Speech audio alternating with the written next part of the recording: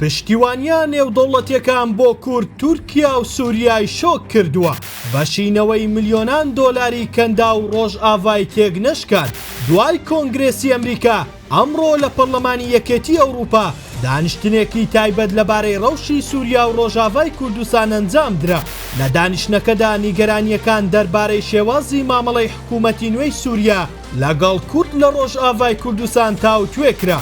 برانکۆ گریمس پەرلەمانتاری یەکێتی ئەوروپا لە کۆبوونەوەکە ڕایگەیاند ئێمە و ئەمریکا کوردمان لە ڕۆژئاوای کوردستان جێهێشت بۆ ئەوەی لەنێو بچن. هەموو ئاراسەکان بۆ ئەوەن کە فشاری زیاتر بخرێتە سەر سووریا و لە ئاگەری پەراوێزخستنی کورد هەموو جۆرە هاوکاریەکی لێ ببڕدرێت. ئەم پشتیوانیە گەورەیە شۆکێکی زۆری لای سووریا و تورکیا و وڵاتانی کەندا و دروست کردووە بەو پێی چاوەڕێ بوون بەهۆی هەوڵەکانیان جارێکی دیکە لە ناوەندە نێودەوڵەتیەکان باسی کورد نەکرێتەوە.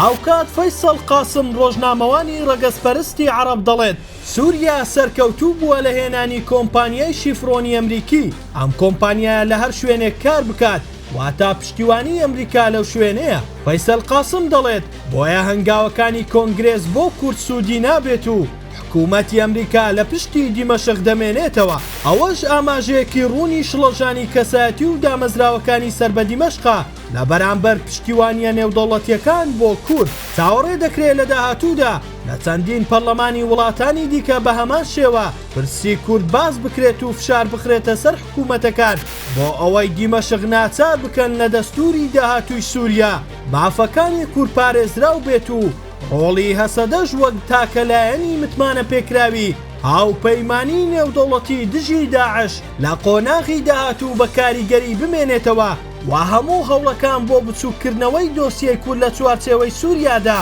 کە بە پشتیوانی تۆم باراک لە ماوەی ڕابردوو دەستی پێکرد شکستی هێناوە و پێگەی کورد لە قۆناغی داهاتوو بەهۆی ئەو پاڵپشتیە نێودەوڵەتیە گەورانە نەک وەک جارانی لێدێتەوە بەڵکو بەهێزتریش دەبێت.